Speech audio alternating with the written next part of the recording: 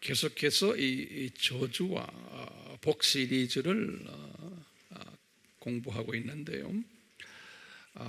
오늘은 그 저주를 받으심으로 높임을 받으신 예수님에 관한 말씀입니다. 이제 빌립보서 2장 1절에서부터 11절의 말씀을 중심으로 해서 같이 우리가 나눌 터인데요. 그동안에 이제 지금이 시리즈 넘버 9인데 넘버 7, 넘버 8 이 두 시리즈를 통해서 이 삼위 하나님의 정체성을 우리가 공부했고요. 그리고는 예수님의 정체성을 공부했어요. 오늘은 이어서 이 삼위 하나님과 이 예수님과의 관계성을 중심으로 해서 좀 더 심도 있게 우리가 공부를 하려고 해요. 굉장히 중요한 공부이기 때문에 잘 소화되기를 간구합니다. 우리 이 삼위 하나님의 이 정체성이 7가지가 있다라고 공부했어요. 이 중에서도 7가지 중에서도 우리가 강조했던 부분이 뭐냐면 삼위 하나님은 첫 번째 적으시길 바라요. 상호 동등하신 분이시라는 거예요. 상호 질이나 양이나 계급이나 또는 권력이나 이런 부분에서 상호 동등하신 삼위 하나님이시라는 그 속성이 있어요. 이거 잘 기억해 두시길 바라요. 그 다음에 이제 두 번째 속성은 뭐냐면 기능적으로 상호 독립적으로 서로 존재해요. 서로 달라요. 그래서 이 독립적 기능을 가지신 분이신데, 그런데 이것을 상호 서로가 인정해 드리시고 또 존경해 드리시고 높여 드리세요. 이게 이제 두 번째 이분들의 속성이에요. 그리고는 세 번째는 기능적으로 이 삼위 하나님께서 서로가 전문성을 가지고 계세요. 기능적으로 전문성을 가지고 계세요. 이 전문적인 걸 서로 가진 것을 서로가 인정해주고 서로가 존경하고 서로가 높여드리는 이러한 속성들을 가지고 있어요. 이 모든 것이 이제 우리가 닮아야 될 것들이에요. 이제 네 번째로 가지고 계신 속성이 뭐냐면 서로 삼위 하나님은 서로 섬기시는 속성이 있어요.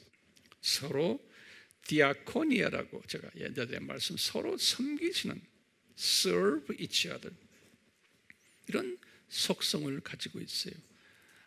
우리 이런 걸 지금 적어가면서 이걸 다 계속 죽을 때까지 묵상하셔야 돼요. 그러면 성령님의 강한 임재하심을 여러분들이 경험할 수 있어요. 이 삼위 하나님에 대해서요. 상호 섬기시는 속성이 있어요. 다섯 번째로는요, 이 상호 이 협동을 하시는 서로 코퍼레이트 서로 도와주는 이런 속성을 가지고 그 다음에 서로 존경해 드리는 서로 존경하고 그 다음에 서로 높여주는 그리고는 서로 증거해주는 이분이 이런 분이다라고 서로 증거해주는 이런 속성들을 삼위 하나님이 갖고 계세요. 그래서 우리가 섬기는 하나님은 타종교의 하나님과 이런 부분에서 엄청난 차이가 있어요. 그래서 우리가 이제 항상 우리가 섬기는 하나님을 묵상을 할 필요가 있어요. 이렇게 묵상하다 보면 성령님이 나에게 강하게 임재하세요. 그러니까 이 삼위 하나님을 닮아간다는 것은 이 삼위 하나님이 서로가 동등하시고 서로가 높이도 같으시고 권력, 권리 다 같으신데 그러신데도 서로 존경하고 서로 높이시고 자기 자신을 드러내지 않는 이런 하나님, 이런 하나님이 이 기독교의 하나님이세요. 그러니까 우리가 크리스찬들이 성숙해지면은 이 삼위 하나님의 모습으로 우리가 변모되는 거예요. 우리가 성숙해진 사람은 이 관계성에서 이 공동체거든요. 이 삼위 하나님의 공동체인데 이 삼위 하나님의 공동체에서 우리가 섬기는 하나님이 이런 모습인 것을 우리가 묵상을 하면서 우리 이 하나님의 자녀들의 공동체가 이런 모습으로 성화될 때, 성숙될 때 이 공동체는 하나님을 닮은 백성들이 모인 공동체다. 이렇게 하나님이 부르게 돼요. 가정이라는 공동체도 마찬가지예요. 자녀들과 아버지와 관계, 어머니와 관계, 다 이런 그 부부 관계, 이 하나님의 이 sak성을 항상 우리가 적용을 했을 때 그 가정에 행복이 있어요. 이것을 이제 크리스천 관계성 성화다 이렇게 한번 제가 표현해 봤어요.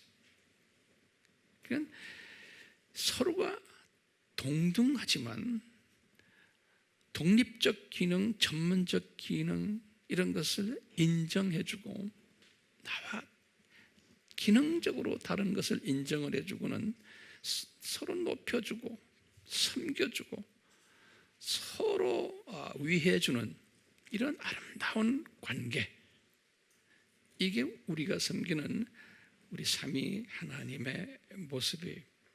이걸 다른 말로 표현하면 다양 속에서 조화를 잘 이루시는 우리 하나님이세요.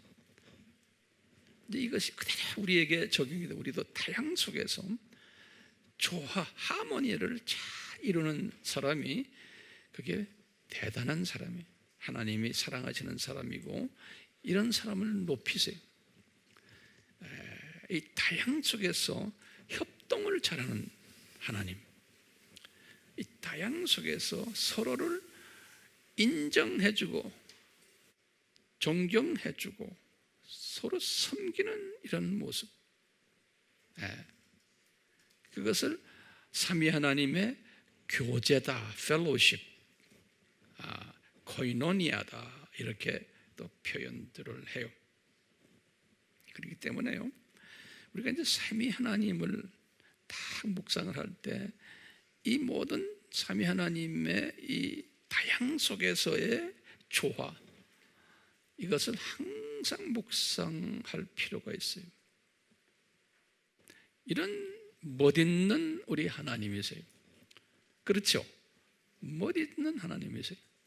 이런 멋있는 하나님이, 삼위 하나님이 창세전에 삼위께서 이렇게 앉으셔가지고 회의를 하셨다라고 이제 보시고는 이분들이 회의를 하면서 가장 관심사 주제가 뭐였다고 우리가 생각할 수 있어요? 회의를 하시면서 가장 관심사 주제가 제 생각에는요 뭐였냐면 창세전이에요. 앞으로 우리가 삼위 하나님이 엘로힘, 창조주라는 뜻이죠. 엘로힘, God's, 창조주들, One God in three persons, 한 분의 하나님이시지만 삼위로 계신 이 하나님께서 회의를 하시면서 가장 관심사가 뭐였냐면 앞으로 장차 이 삼위 하나님의 형상을 닮아서 창조해낼 하나님의 자녀들, 다시 말해요, 장차 하나님의 형상, 삼위 하나님, 우리의 형상이라고 그랬어요.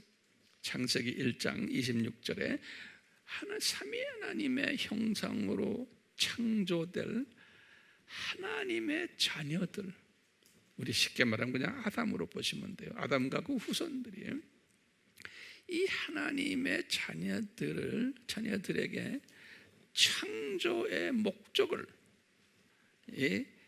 가르쳐 주는 데에 이분들의 최대의 관심사가 있었던 관심사가. 그런데 이 삼위 하나님은 전지하신 하나님이세요. 이제 이 말을 적어 놓으세요. 제가 성경 구절을 여러 번 드렸지만 또 드려요. 전지하신 하나님이다. 이 말은 뭐냐면 과거도 아시고 현재도 아시고 미래도 다 꿰뚫어 보시는 하나님이라는 의미에서 전지하신 하나님이에요. 이 말도 적어 놓으세요. 과거도 아시고 그 다음에 현재도 아시고 미래도 꿰뚫어 보신 하나님을 우리가 지칭할 때 전지하신 하나님이다. 영어로는 omniscient God 그래요. 이 성경 구조는 시편 147편 5절이요. 또 마태복음 10장 30절이요. 또 로마서 11장 33절, 히브리서 4장 13절. 우리 이 성경 구절은 기록해야겠죠? 누가 전지하신 하나님에게 성경에 어디 나와? 하고 누가 덤벼들면 이거야 하고 딱 보여주는 실력이 있어야겠죠? 예. 전지하신 하나님이세요. 그래서요, 이 삼위 하나님이 회의를 하시면서 이미 다 아신 게 뭐냐면 이제 앞으로 창조될 아담이 이 창조 목적에 불순종할 것을 미리 아셨어요. 이게 중요한 개념이에요. 아담과 그 후손들이 하나님의 자녀들이 창조 목적에 불순종할 것을 아셨어요. 이게 피조물의 한계성이에요. 피조물의 한계성이에요. 그건 어떤 부분에서 피조물의 이런 한계를 느끼냐면요, 피조물은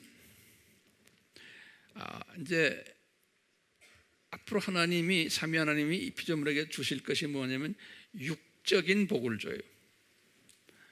육적인 복은 썩지 않는 육으로 영원히 사는 육적인 복을 줄 것이고, 혼적인 복이 하나님의 성품을 닮은 그러한 인격체의 복이 혼적인 복. 그 다음에 영적인 복은 영원히 사는 하나님의 자녀로서 이런 육혼영의 복을 이제 주실 터인데, 아담을 창조하실 때 이 개념 잘 적어 놓으세요. 제가 여러 번 이야기했지만 또 반복해요. 이 복을 주실 터인데 이 하나님의 자녀들이 이 복을 별로라고 생각할 거라는 거예요. 그걸 아셨어요. 전지하신 하나님. 왜 그러냐면 이 무료로 줬기 때문에, 자기의 노력 없이 대가 없이. 이 피조물의 한계성은 뭐냐면 무료로 받으면은, 자기의 노력 없이 받으면은 어떤 문제가 생기냐면 감사한 마음이 잠깐 있다가 없어져요. 그러니까 주신 분에 대한 감사가 없거나 약해지게 돼 있어요. 주신 분에 대한. 그뿐 아니라 이 주신 분이 무슨 목적을 가지고 이렇게 무료 선물을 줬는지를 모르게 돼요. 그러다 보니까 주신 분의 그 목적에 부합된 삶을 살지 않게끔 되게 돼 있는 거예요. 않게끔 되어 있어요. 이것을 전지하신 하나님이 아세요. 그뿐 아니라 자신이 누구인지, 자신의 정체성까지도 무지하게 되는 이런 결과가 나올 것을 전지하신 하나님이 창세 전에 미리 아셨어요. 이 창조 목적을 이분들이 이렇게 가볍게 여길 것을 미리 아셨어요. 그렇기 때문에 이분들이 삼위 하나님이 창세 전에 뭘 계획하셨냐면요, 우리가 장차 만들 이 피조물들을 향해서 이 창조 목적을 한번 교육시키자. 그 중요성을 교육을 시키자 라는 결정을 창세전에 하신 거예요. 그러면 그 구체적인 교육 방법까지 또 이분들이 이미 결정하셨어요. 창세전에 어떻게 했느냐? 장차 아담을 창조할 때 이 아담에게 육헌령의 복을 처음에 주자. 그리고는 육헌령의 복을 뺏어버리자. 다시 말하면 뺏어버리면 어떻게 되느냐? 육이 이제 이 세상의 시간 세계로 떨어져서 썩는 육이 되고 죽는 육이 되고, 혼도 사탄의 성품화되고, 영도 이제는 하나님의 자녀권을 상실케 되고 이 사탄의 자녀가 되는, 그래서 이 복이 저주로 변질되는 이러한 일들을 플래닝, 계획을 짜셨어요. 그래서 이 저주받은 아담과 그 후손들이 이 세상에 떨어지는 그 시간 속에, 그래서 우리가 7,000년 이 세상 속에 살도록 디자인하신 거예요. 그래서 우리가 알다시피 이 7,000년 이 세상을 뭐라고 해요? 창조 목적 훈련 학교다, 이렇게 디자인하시고, 학생이 누굴까요? 학생은 하나님의 선택된 자녀들이, 이 세상에 많은 자녀들이 있지만 두 종류의 자녀가 있죠. 요한일서 3장 10절에 보면 이 세상에는 두 종류의 사람들이 있다. 하나님의 자녀들과 사탄의 자녀들이 있다. 그런데 이 창조 목적 훈련 학교는 학생인 하나님의 자녀들. 그래서 소정의 교육 과정을 마치면 본고향인 저 세상으로 귀환시키는 이 프로그램을 창세전에 디자인하신 거예요. 그러니까 이제 소정의 공부를 끝나고 저 세상으로 다시 회복이 되면 창조 목적의 중요성을 깨닫고 저 세상에서 어느 정도 창조 목적에 부합된 삶을 살 수 있다라고 디자인하신 거예요. 그렇기 때문에 이 세상에서 저주를 받은 하나님의 자녀들이 이제 이분들이 학교 과정을 마치고 본고향인 저 세상으로 자동으로 갈 수 있어요? 자동적으로 못 가요. 왜요? 이 세상에서 저주를 받은 존재이기 때문에. 그렇죠? 왜 못 가냐면, 저분 이제 우리 하나님의 자녀들이 이 세상에 살면서 천국 저 세상의 시민권을 따야 돼요. 그리고 저 세상으로 가는 시민권 또는 천국 비자를 받아야 돼요. 지금은 이 세상에 사는 우리는 하나님의 자녀지만, 그렇게 자녀로 예정됐지만 이 천국 시민권, 천국 비자를 이걸 받게끔 이제 이 세상에서 디자인한 거예요. 그러면요,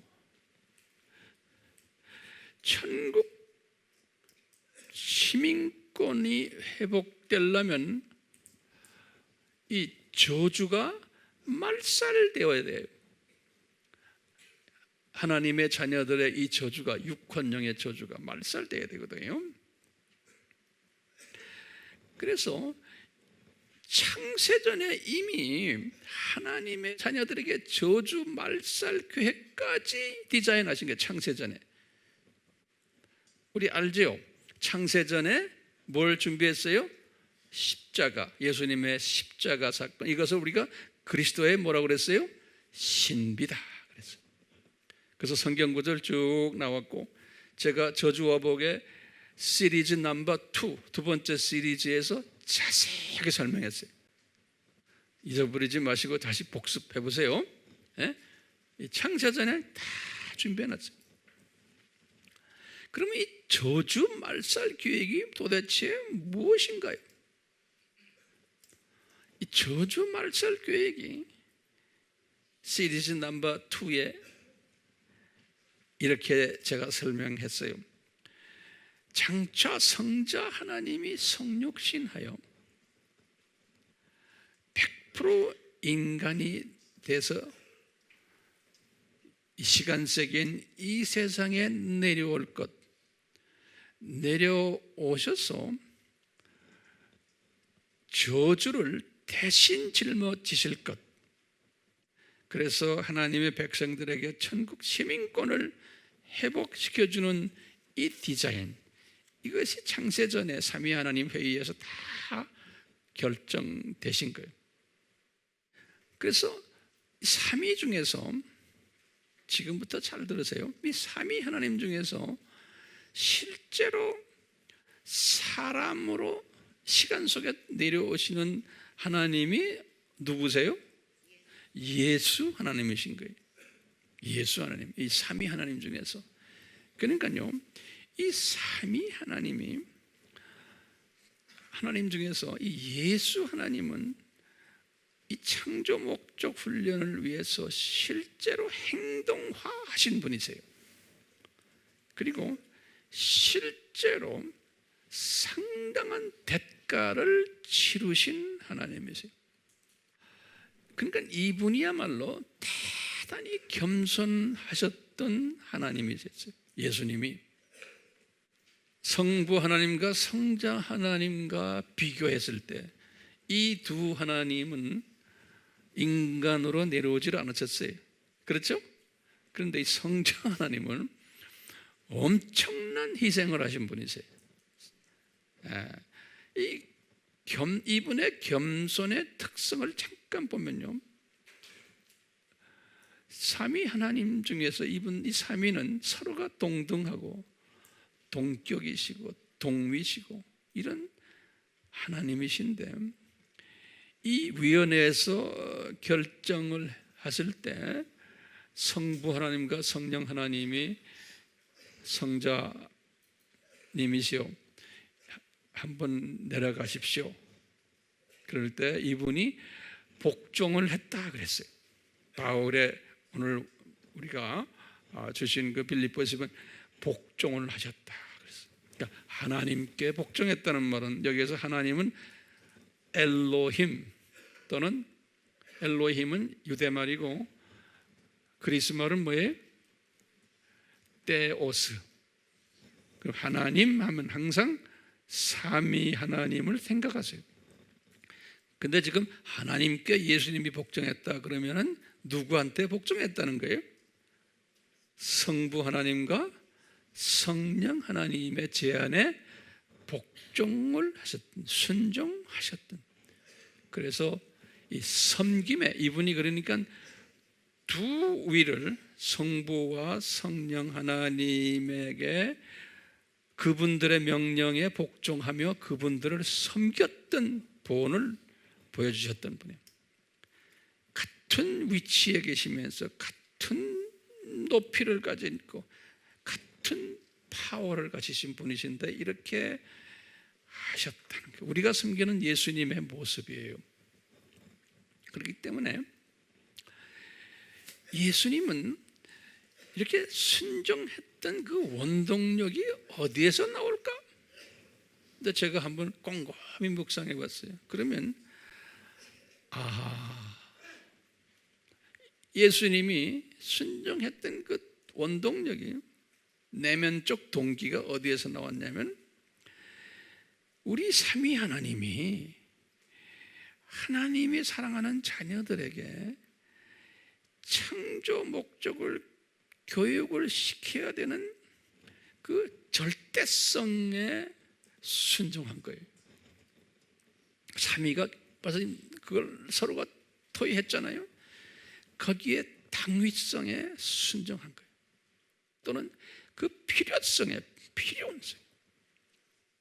그러니까 예수님이 순종하실 때 보면은 항상 이 세상에 내려와서도 항상 이 목적이 있는 거예요. 그래서 예수님은 목표 지향적인 분이세요. 목표 지향적인. 왜? 창조 목적을 반드시 하나님의 자녀들에게 가르쳐야 되는데 이 가르치는 이 과정 속에서 직접 가르치는 일을 담당할 분이 본인이라는 걸 아신 거예요. 본인. 행동적으로는 보여줄 본인이라는 거 본인이 아시는 거예요. 예. 그렇기 때문에요, 예수님께서 이렇게 복종하셨다라는 말에 우리가 초점을 맞추세요. 같은 파워를 가지신 분이신데, 같은 위치에 있는 분인데 이 목적을 위해서 이 예수 하나님이 복종하셨다. 이런 모든 깊은 신학적인 그 깊이를 사도 바울도 개종을 했을 때는 몰랐어요. 사도 바울도 대강 그냥 짐작만 했지 이런 깊이를 몰랐는데 바울이 개종하시고, 개종을 몇 년에 했죠? 주후 35년 했죠. 그렇죠? 몇 살 때예요? 그분이 30세 되는 해예요.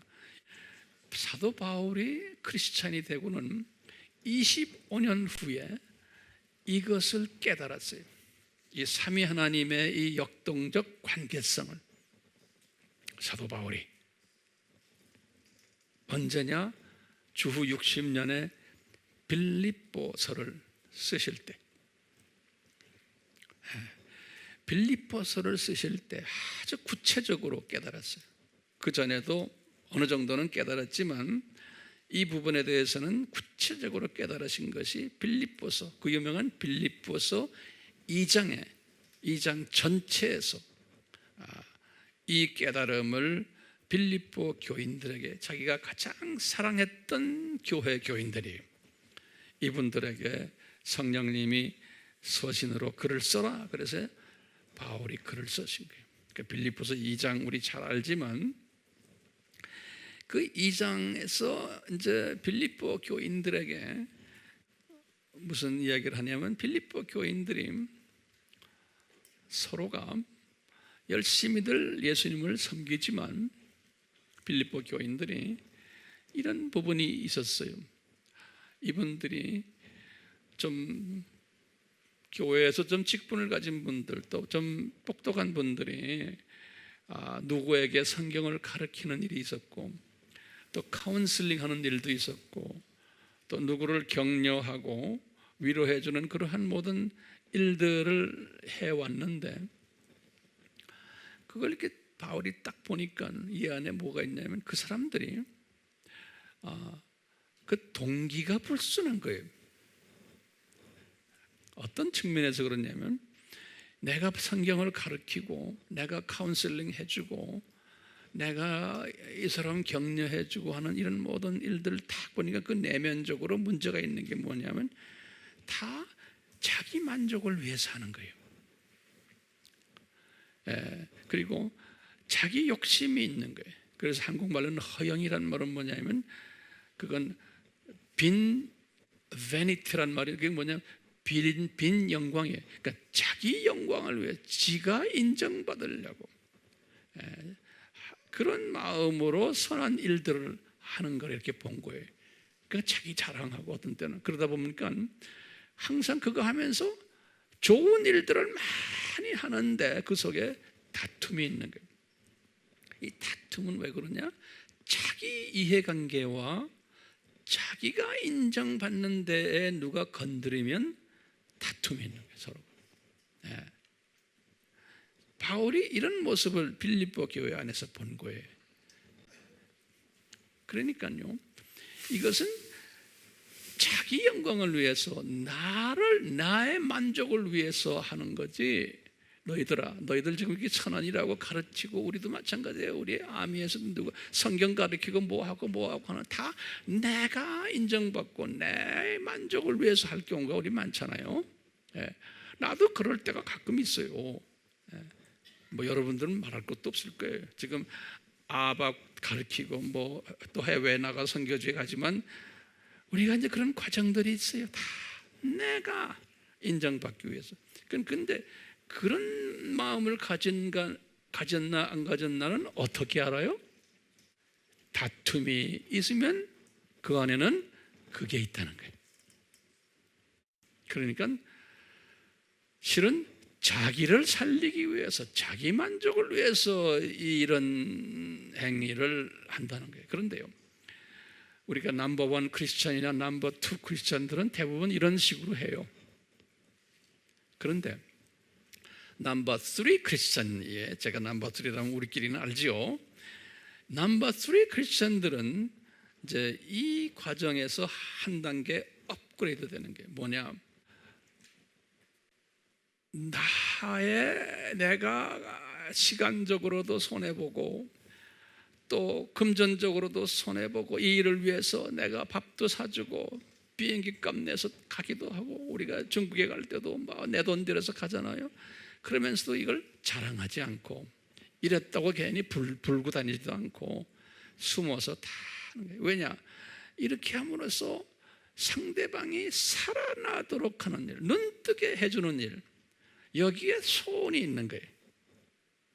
이 소원.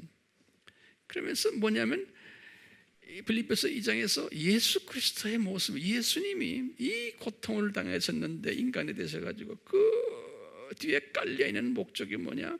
하나님의 자녀들이 창조 목적을 깨닫고 삼위 하나님께 기쁨을 드리는 이러한 목적 때문에, 삼위 하나님께 기쁨을 드리면은 우리 예수님의 마음에, 그러면은 삼위 하나님이 그 하나님의 자녀들을 더 이뻐서 행복을 주게 돼 있고, 그러면 이분들이, 우리 하나님의 자녀들이 행복을 느끼고는 또 더 삼위 하나님을 사랑하고, 그러면 이 삼위 하나님이 더 행복하게 또 자녀들을 만들어주고, 그래서 영원히 이 사랑을 오가는, 행복을 서로 나누는 이 관계를 만들기 위해서.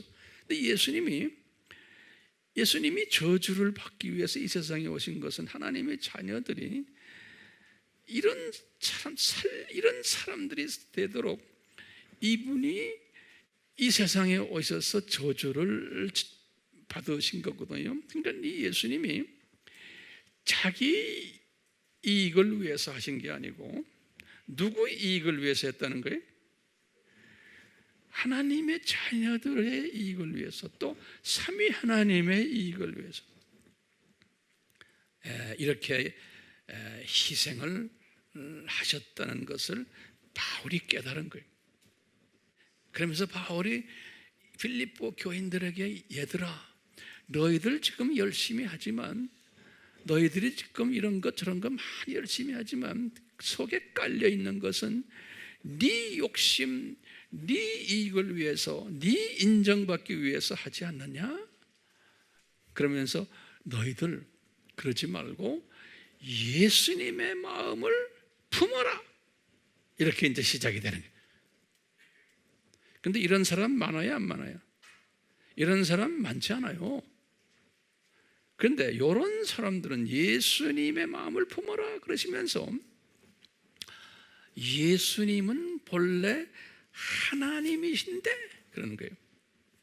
그래서 보면요, 거기다 좀 적으세요. 제가 원어를 좀 드릴게요. 그래야지 이제 이해가 더 쉽게 돼요. 그는 근본 하나님의 본체이시다, 이런 말 썼는데, 제가 그래서 이제 이럴 때는 제가 이제 원서를 들여다봐요. 그러면 근본이라는 단어가 휴파르콘,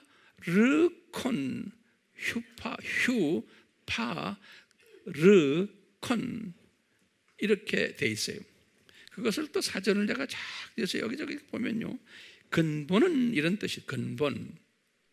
그러니까 이 예수님은 30세 되신 그 인간 예수님은 근본 하나님의 본체다. 근데 하나님이란 말이 딱 있네. 하나님. 하나님은 원어로 뭐겠어요? 헬라 말로 테오스. 오케이? 그리고 이스라엘 말로 엘로힘 그런 거예요. 그러니까 이게 삼위 하나님이에요. 이 한국말로 하나님 하면 항상 삼위 하나님. 이 삼위 하나님의 본체라니까 예수님이 삼위 중에 한 분이시다 라는 의미예요. 그러니까 이분은 삼위 하나님 중에 한 분이신 본체라는 거예요. 이 본체란 뜻이 모르페라는 단어를 썼어요. 모르페. 이 모르페라는 건 그 자체 그 본체라는 뜻이에요. 예. 다시 말하면 이분은 100% 하나님이시고 예수님이 또 누구예요? 100% 사람이시다는 거예요. 예. 우리가 무슨 공회에서 이것이 결정됐어요? 칼케톤 공회. 몇 년이요? 451년이요. 그러니까요, 자신이 이 예수님이 빌립보 교인들아, 이분이 이런 분이시다. 다시 말하면 이 하나님 엘로힘이란 뜻이 뭐예요? 창조주란 뜻이죠. 그렇죠? 그러니까 이 30세 되신 이분이 창조주 하나님이시다. 삼위 하나님 중에 한 위로 그 본체이시다 그러는 거예요. 예.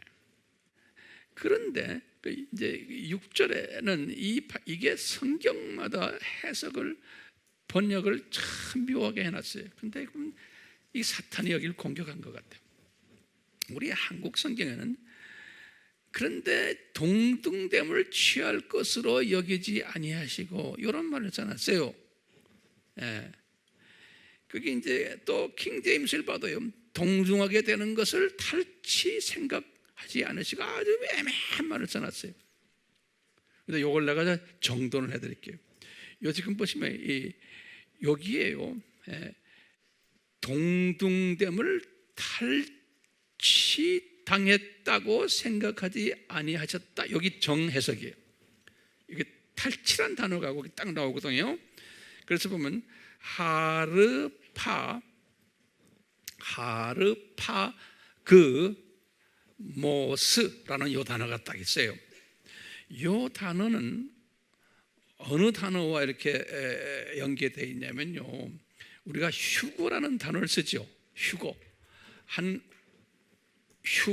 그 말 자체는 없지만 우리가 끌려 올라간다, 잡아채다, 강탈하다 이런 뜻이 휴고라고 한국말로 번역이 되어 있는데, 그 휴고라를 어떻게 되냐면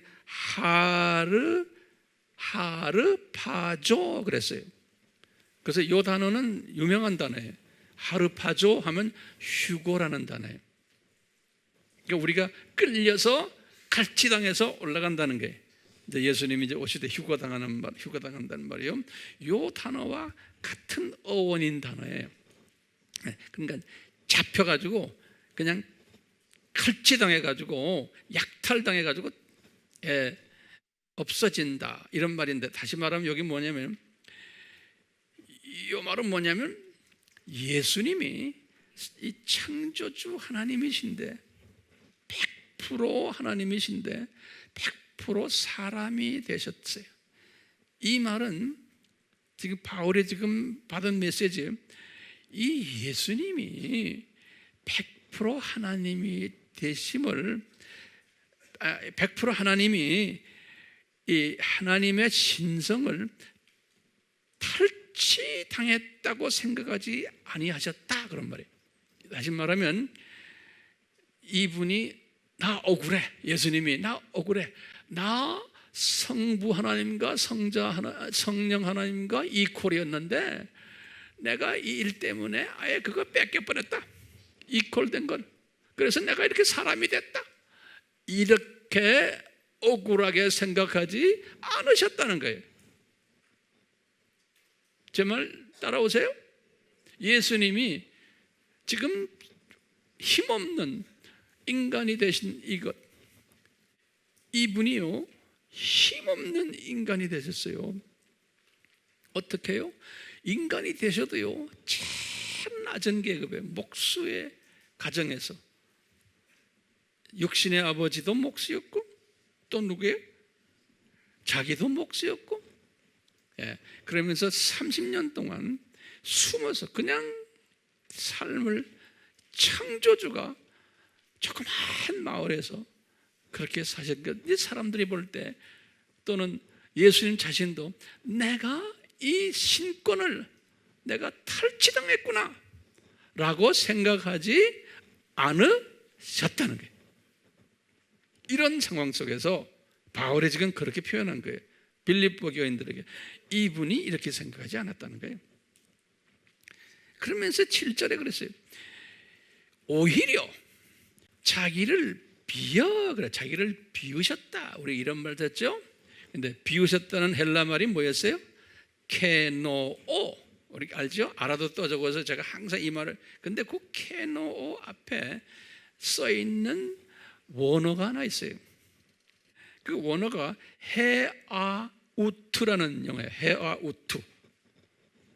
헤아우트 케노오 이렇게 써 있어요.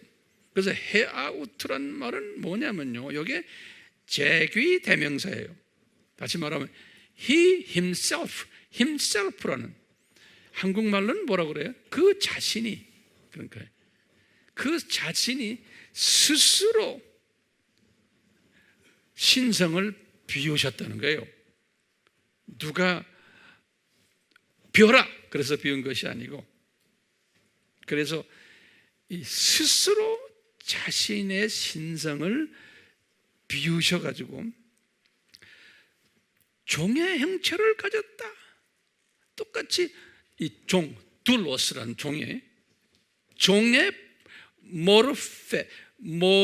모르푸헤, 정확하게 하면 모르페보다는 모르푸헤로 발음하면 좋겠어요.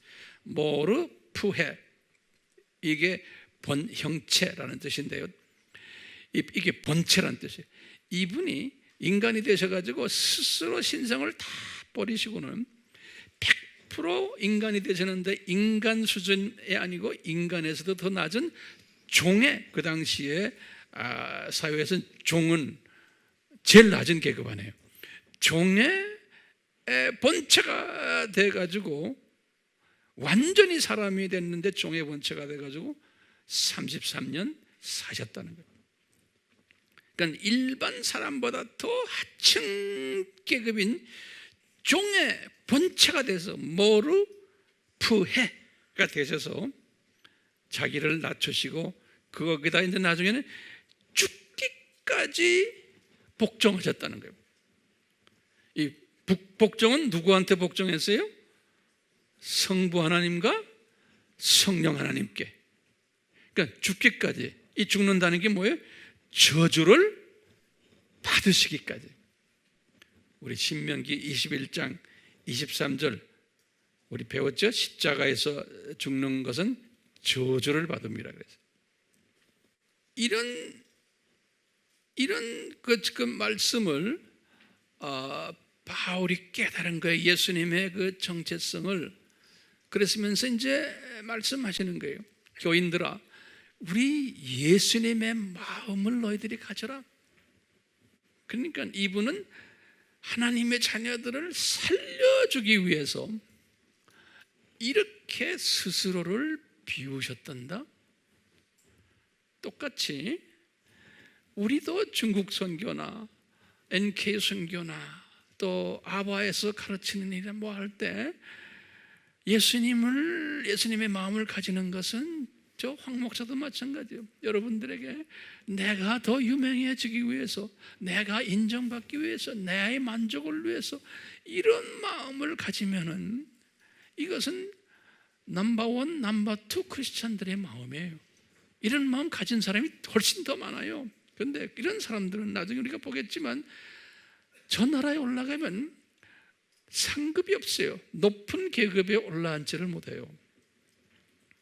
왜? 내 영광을 위해서, 내 욕심을 위해서 창조 목적에 위배되는 행위를 했기 때문에 그런 거예요. 그러니까 우리 목사들, 신부들, 교계에서의 성직자라는 사람들, 여러분들 볼 줄 알아야 돼요. 아, 저 사람 지 영광을 위해서 사는구나. 볼 수 있어요, 없어요?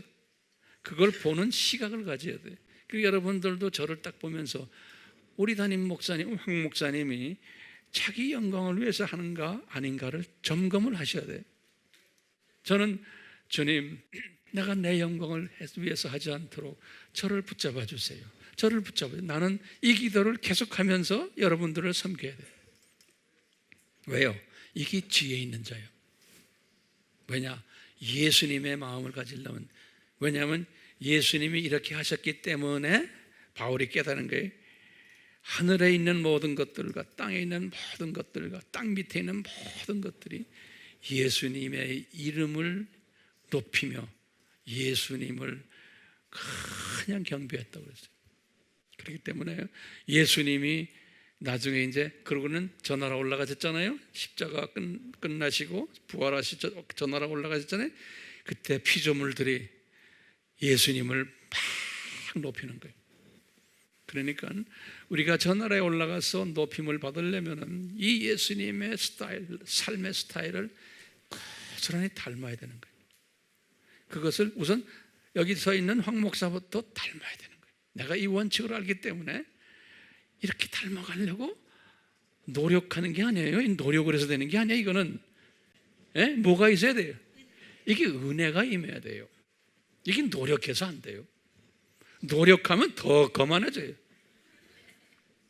스스로 이런 사람이 되도록 성령님이 이끄시고 스스로 이런 사람이 자연적으로 돼요. 예수님도 노력하신 게 아니에요. 성령님이 도우셨어요. 이분은. 그러니까 빌립보서 2장에 보시면은 이 예수님의 모습을 닮았던 분들의 이름들이 나와요. 2장에 우리 빌립보서 공부했죠? 그러면서 이제 바울이 그러는 게 내가 이 예수님의 마음을 내가 원치도 않았는데 이렇게 닮아간다라고 자기 자신을 이야기를 해요. 우선 제일 먼저. 그 다음에 뭐냐면 너희들 디모데를 봐라.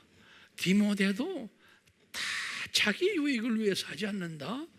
자기 영광을 위해서 하지 않는다. 너희들을 위해서 한다. 너희들을 살아나기 위해서. 그러면서 너희들 교회의 담임 목사였던 에바 브로디더를 봐라. 그분도 누가 가르쳐준 것도 아니야. 너희들을 위해서 또 나를 위해서 이렇게 목숨까지 바치면서 너희들이 각출한 헌금을 들고 내가 감옥에 있는 로마까지 오다가 쓰러졌단다. 우리 공부했죠? 그러니까 에바 브로디더도 디모데도 또 누구예요? 바울 자신도 다가 자기네가 노력을 해서 이런 사람이 된 게 아니고 이게 은혜가 임하니까 그 은혜가 원동력이 돼가지고 이런 사람이 되도록 이끌어 주신 거예요. 그러니까 이런 사람이 자기가 됐을 때도 이건 내 실력이 아니다라고 고백하는 거예요. 그렇기 때문에요, 예수님이 이렇게 십자가에 달리신 이 일을 가만히 보면요, 이것은 우연한 것이 아니죠. 그렇죠? 거기다 대고 그 다음에 예수님이 뭐 잘못해서 실수해서 약점이 있었어 이렇게 된 거예요? 이것도 아니에요. 우리 찬송가 중에 보면 이런 식으로 찬송가가 있는 게 많아요. 이분이 무슨 죄가 있나 찬송가에 보면 이 못된 놈들 왜 예수님 죽였나 뭐 이런 찬송가 있죠. 이게요, 이런 찬송가들은 이게 잘못된 거예요. 인간적인 측면에서 본 거예요. 그것뿐이라 로마 황제나 유대인 지도자들이나 이런 분들이 강제로 예수님을 강압적으로 불공정하게 또 정치적인 어떤 이념 때문에, 종교적인 이념 때문에 예수님을 십자가에 매달게 했어요? 기요? 아니요? 아니요. 많은 자유신학자들이나 이런 시각을 보지 못하는 사람들은 그저 그 수준만 보는 거예요. 그렇다면 거꾸로 말하면, 만약에 예수님이 운이 좋으셨더라면 십자가에 달리지 않았을 수도 있다라고까지도. 뭐 요새 이단이란 문선명이나 또는 신천지 이런 친구들은 뭐라고 말해? 예수님이 실패하셨다, 십자가에서. 그래서 실패를 보완하기 위해서 문선명이 새로 나타났다, 또는 신천지 제일 높은 놈이 누구예요? 이제 다 이제 죽어가던데. 그런 친구들, 거기에 속혀가지고 많은 크리스찬들이 거길 왜 가요? 이런 걸 가르치질 않아서 그런 거예요. 교인들을 훈련시키잖아요. 그렇다면 교인들 훈련 안 시키는 그것도 뭐라고 다른 말로 표현하면 은혜가 없어서 그렇다라고 볼 수밖에 없어요. 그러면요, 왜 예수님이 저주를 받으셔야만 하는가? 이렇게 한번 딱 다시 거꾸로 질문을 해보면요, 우리는 뭐라고 대답해야 돼요? 저는 이렇게 생각하는 거예요. 창세전에 삼위 하나님이 하나님 자녀들을 향한 저주 말살 프로그램을 충족시켜 드려야 하는 사명을 예수님이 가졌기 때문에, 그래서 우리가 성경 구절들 쭉 봤죠. 고린도전서 2장 7절, 로마서 16장 25절에서 26절,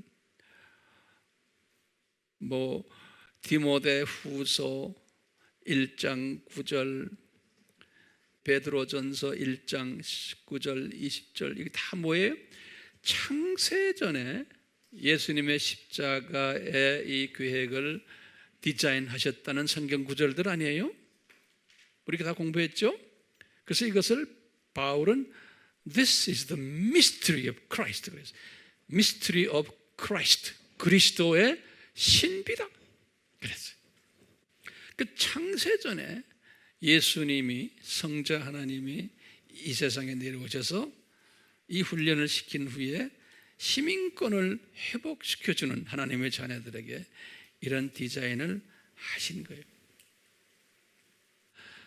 자, 그러면 조금만 좀 더 봐요. 자, 그렇다면 예수님이, 거기다 좀 적어보세요. 예수님이 저주를 받으심으로 그 혜택을 본, 영향을 받은 몇 분들이 계세요. 예수님이 저주를 받으심으로 혜택을 입은, 영향을 받은 분들이 몇 분이 계세요. 첫 번째, 누가 받으셨냐면 성부와 성령 하나님이 영향을 받았어요. 예수님 때문에. 첫 번째, 어떤 영향을 받았냐면 이분들이 예수님 때문에 피조물들, 하나님의 자녀들이 창조 목적에 순응하게 됨에 대해서 만족해졌어요. 예수님 때문에. 그렇기 때문에 이 두 분의 하나님이 예수님께 고맙게 생각했어요. 왜? 삼위 하나님이 결정한 사항을 이 예수 하나님이 복종해 준 것에 대해서, 그러니까 이 두 위 하나님이, 성부와 성령 하나님이 예수님을 높일 수밖에 없는 거예요. 참 고맙수다. 아마 우리식으로 하면 이렇게, 그러면서 항상 그런 느낌을 평생, 아니죠, 영원히 가지시면서 이 삼위가 공존하셨다고 저는 보고 있어요. 자, 이 영향을 받은 두 번째 분들이 있어요. 이 두 번째 분들은 하나님 자녀들이에요. 하나님 자녀들이 이 예수님의 저주 때문에 영향을 받고 혜택을 받았어요. 이 하나님 자녀들이 이 세상에 살면서 창조 목적 훈련을 강하게 받았어요. 사탄의 또 여러 가지의 공격을 받으면서, 그러면서 이분들은 시민권, 천국 시민권까지 박탈당했는데 그 결과 고향으로 귀환할 소망까지 상실했던 상태였어요. 하나님의 자녀들이 이 세상에 살면서. 다시 말하면 육혼령이 죽은 자로 있었는데, 다른 말로 표현하면 저주 아래에 있었던 거예요, 하나님의 자녀들이.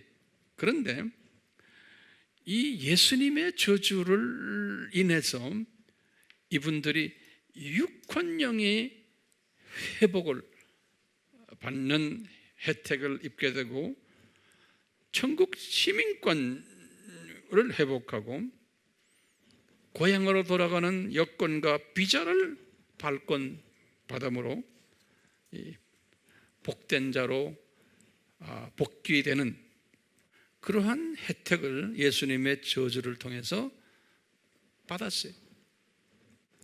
그러면 세 번째 분은 누군가?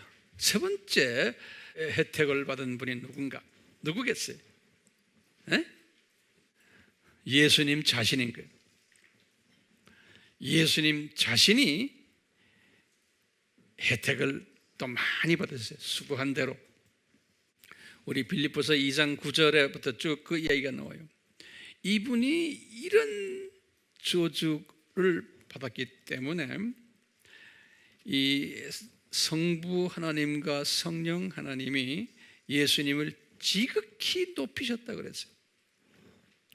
예수님을 그분들도 만족해 하셨으니까. 그리고는 예수님의 이름을 지극히 높였다고 그랬어요. 그러니까 그 이름 속에는 능력이 있는 거예요.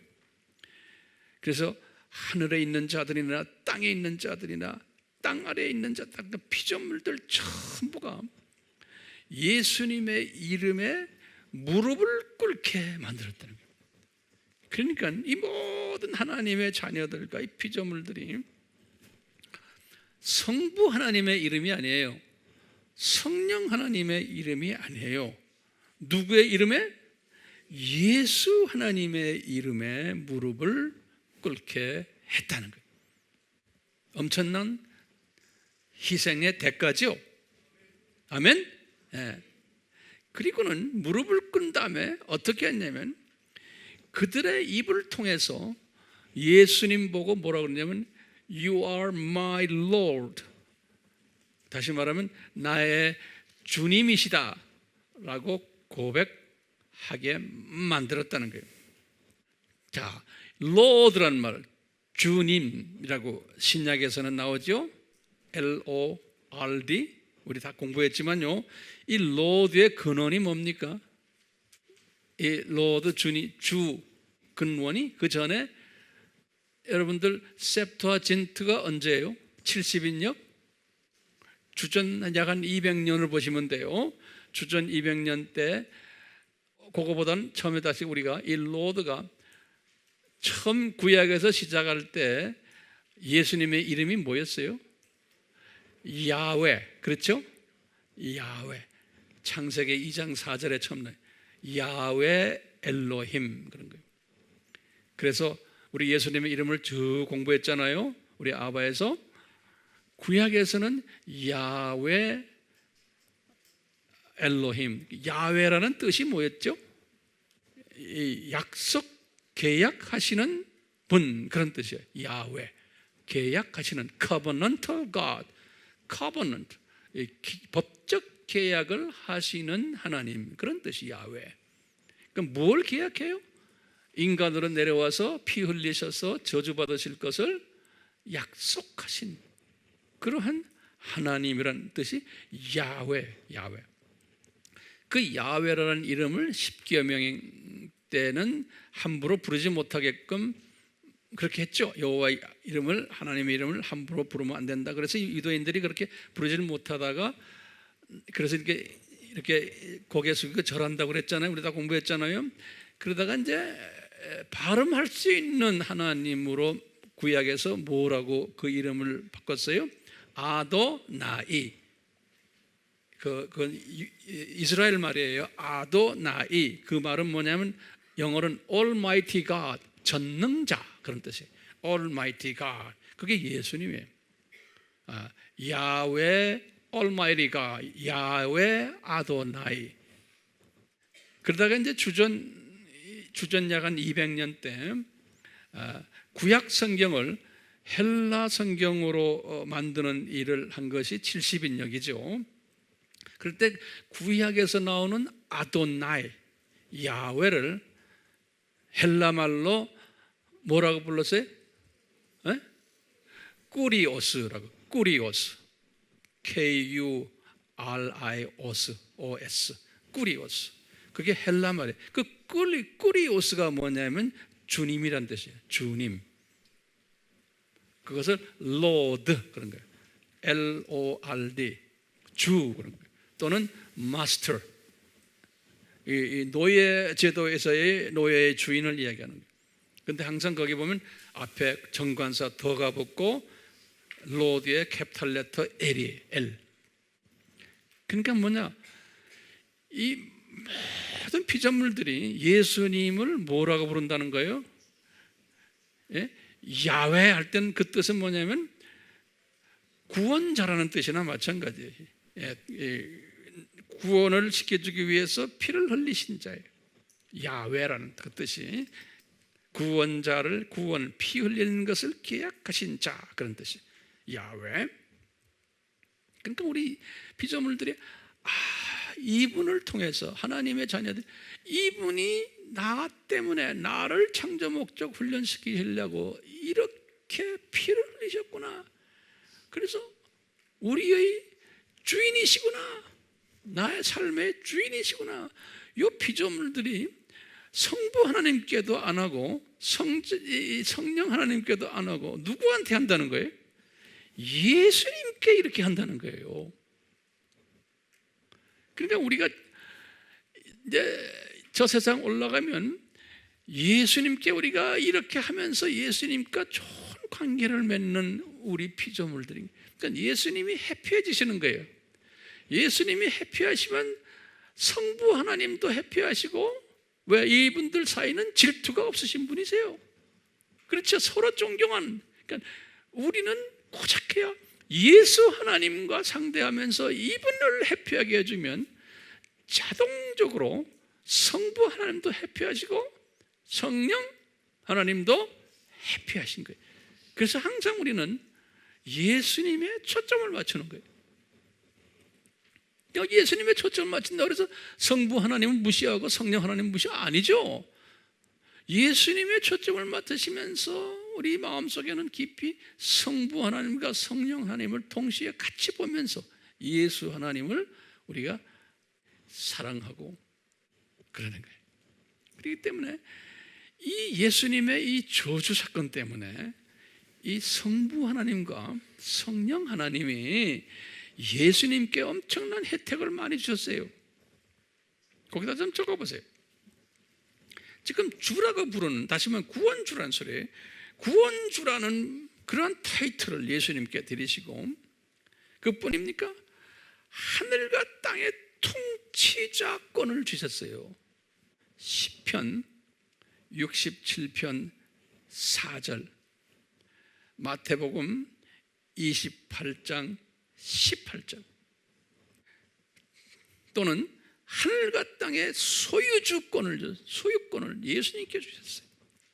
창세기 14장 19절 또는 22절에. 그뿐 아니라요, 만물이 예수님의 발 아래에 있으면서 예수님이 만물의 머리 되는 분으로 허락하셨어요. 에베소서 1장 22절에. 그리고는 만물이 예수님께 복종했어요. 고린도전서 15장 27절에. 그러니까 성부 하나님께, 성령 하나님께 복종하는 게 아니고 예수님께 복종했어요. 예수님께 복종하면 복종하도록, 이렇게 하도록 성부 하나님과 성령 하나님이 그렇게 허락하신 거예요. 그러면 예수 하나님이 복종을 받으시면, 그분이 그렇게 해피하시면 나머지 두 하나님은 자연히 해피하십니다. 그래서 우리 바울이 예수님을 왕 중의 왕이다, 만유의 주시다, 그런 거, 예수님을 디모데전서 6장 15절에. 이뿐 아니라 7,000년 이 학교가 끝날 때 심판이 있을 텐데, 심판의 심판주가 누굽니까? 최고 심판장이 예수님인 거예요. 성부 하나님도 아니고 성령 하나님도 아니에요. 예수님이 심판주인 거예요. 요한복음 5장 27절에. 신기하죠? 세 분이, 제가 말했죠, 혜택받은 세 분, 예수님의 저주 때문에. 기억나세요? 이제는요, 처음에 성부와 성령 하나님, 두 번째 우리 하나님의 자녀들, 세 번째 예수님. 그러니까 알고 보면 이 예수님이 혜택을 제일 많이 받으신 것 같아요. 네. 예수님이. 자, 그랬어요.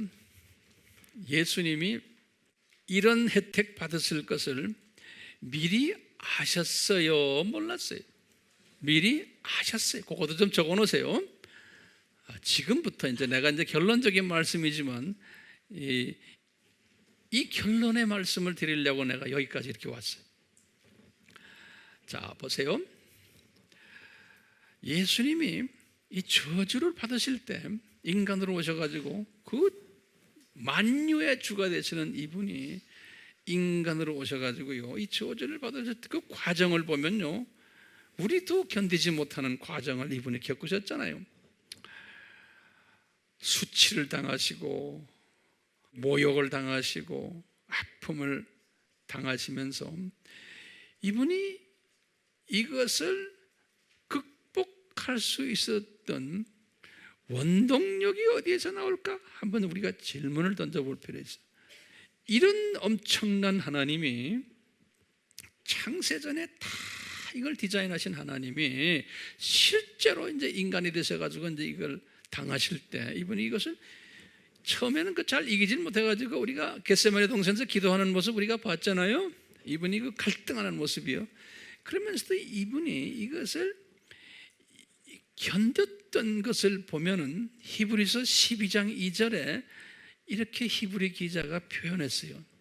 히브리서 12장 2절에 굉장히 중요한 장이고 이것이 우리에게 굉장한 메시지를 던져줘요. 뭐라고 그러냐면, 이 예수님이 믿음의 창시자요 완성자이신 예수를 바라보자, 이렇게 이제 우리 나오는 거예요. 12장 2절에 그는 자기 앞에 놓인 즐거움을 위하여 십자가를 견디시고 수치를 개의치 아니하시더니 하나님의 보좌 오른편에 앉으시니라. 이 말씀 소화가 됩니까? 예수님이 믿음의 창시자라는 거예요. 그 믿음을 완성했다. 이 말을 잘 들으세요. 무슨 믿음이요? 예수님이 무슨 믿음을 지은 거예요? 이게 히브리서 12장이에요. 히브리서 11장은 믿음장이죠. 히브리서 11장에서 뭐라고 그랬어요? 이 세상은 7,000년, 이 세상은 내가 잠깐 지나가는 나그네 세상이다. 이것을 항상 깨닫는 사람이 믿음이 있는 사람이에요. 이거는 창조 목적 훈련 학교다. 이 세상은 내 고향이 아니다. 그 다음에 두 번째는 믿음이 뭐예요? 내 고향은 저 윗동네다, 저 세상이다. 이것을 가지고 있는 믿음을 가진 사람. 그 다음에 세 번째는 뭐냐면 11장 6절에 그랬어요. 히브리서. 저기 올라가면은 계층 사회다. 여기서 어떻게 살았는 것만큼 상급이 주어진다 라는 믿음이, 예수님이 100% 인간이 되셔가지고 이 믿음을 가지고 계셨다는 거예요. 인간으로서. 그래서 내가 지금 예수님의 내가 이 세상에 사는 것은 잠깐 내가 이 목적을 위해서 온 나그네다. 목적이 분명한 거예요. 나는 때가 되면 저 위로 올라간다. 고향으로 간다. 그 다음에 뭐예요? 거기 올라가서 이분도 상급을 엄청나게 받는 거예요. 우리 상급 받는 거 봤죠? 예? 예수님이 지금요?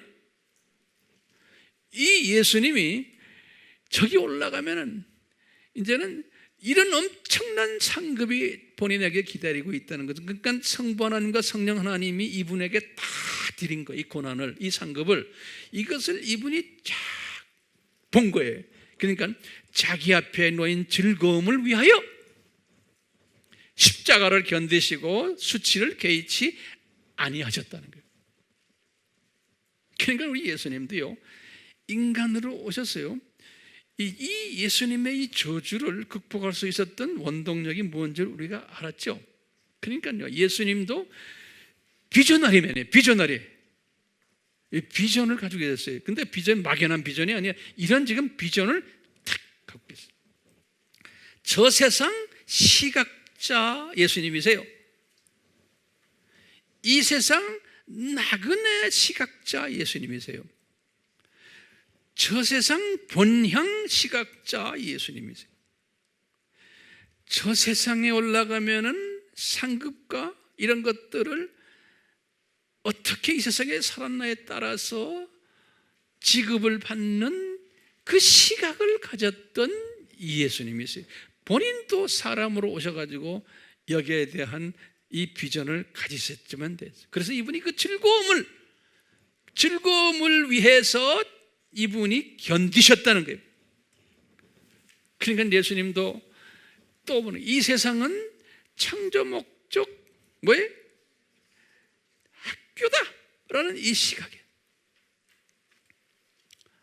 그렇기 때문에요, 이 시각을 예수님이 가졌는데 바울도 예수님의 은혜로 이 시각을 가졌던 거예요.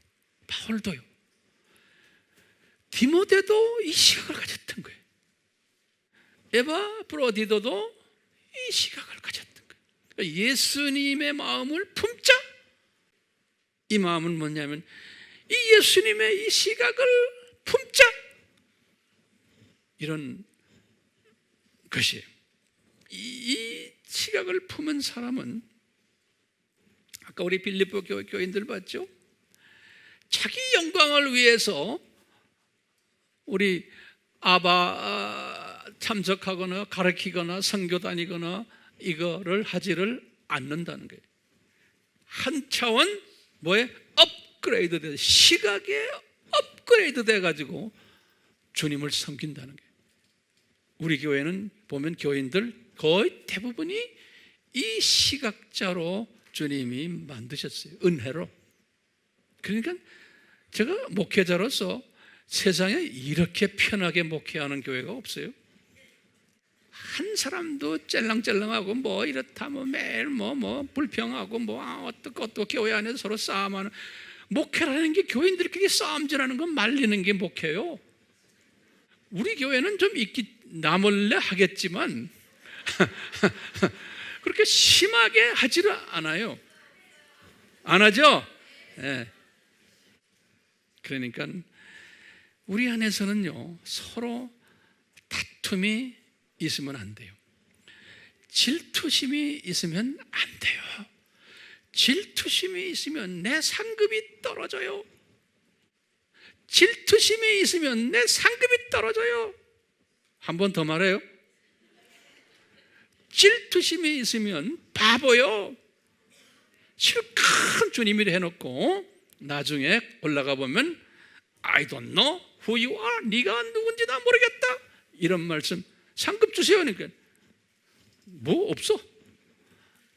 이렇게 된다는 거예요.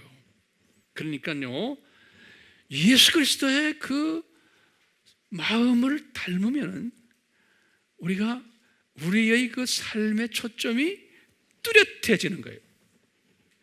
저는 이것을 위해서 오늘도 계속 이렇게 이 말씀을 항상 예수님의 이 라이프 스타일을 제가 이렇게 계속 묵상하는 거예요.